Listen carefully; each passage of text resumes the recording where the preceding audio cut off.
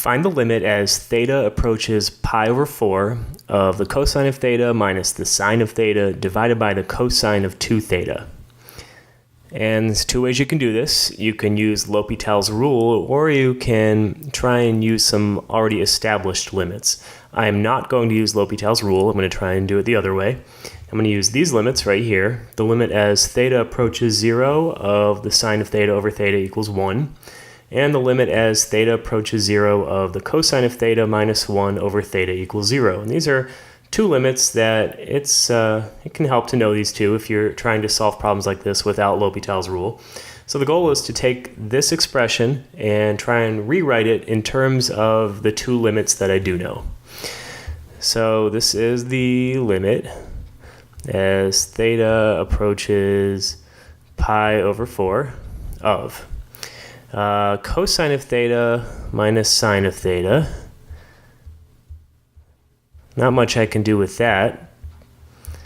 In the denominator, I have the cosine of 2 theta. Now I could use some trigonometric identities to rewrite cosine of 2 theta in terms of some other variables, some other trigonometric expressions. So for instance, cosine of 2 theta could be rewritten as cosine squared theta minus sine squared theta.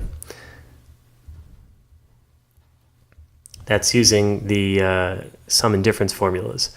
If you remember, cosine of A plus B is cosine of A, cosine of A, cosine of B minus sine of A times the sine of B.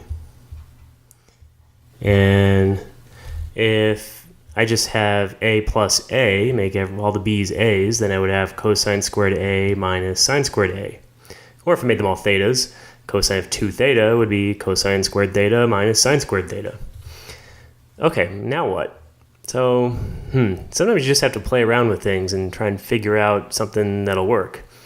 One thing that sometimes works, if you have something that's like a cosine theta minus a sine theta, try multiplying that by cosine theta plus sine theta.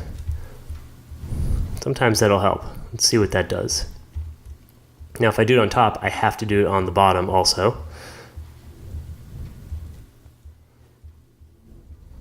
All right. So that means that this is going to equal the limit as theta approaches pi over 4 of, so it's going to be cosine theta times cosine theta. It's going to give me cosine squared theta. Then I'm going to have cosine theta plus sine theta, so that'll be plus sine theta cosine theta. Then I'm going to have minus sine theta times cosine theta. And finally, I'm going to have minus sine theta plus sine theta. That's going to be minus sine squared theta. And all that is going to be over. And I'm not going to multiply this bottom part out because something might cancel. So rather than wasting time multiplying it out, I'm just going to rewrite it. If I need to multiply it out later, I will.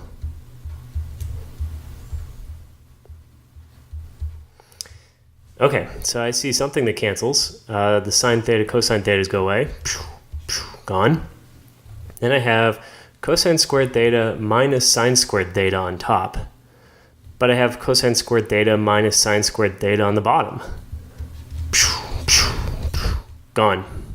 So I'm left with the limit as theta approaches pi over 4 of, well, on top I just have 1, and on the bottom I have cosine theta plus sine theta. Okay. Well, now what?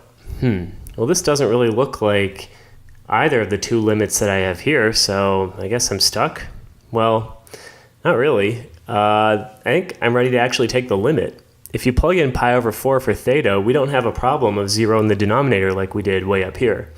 I didn't show you, but if you were to plug in pi over 4 here, you would get the cosine of 2 times pi over 4 in the denominator.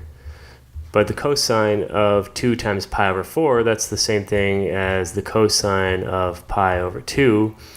And the cosine of pi over 2, that's 0, and that's no good in the denominator. So we couldn't just plug in the pi over 4 to begin with, but now we can.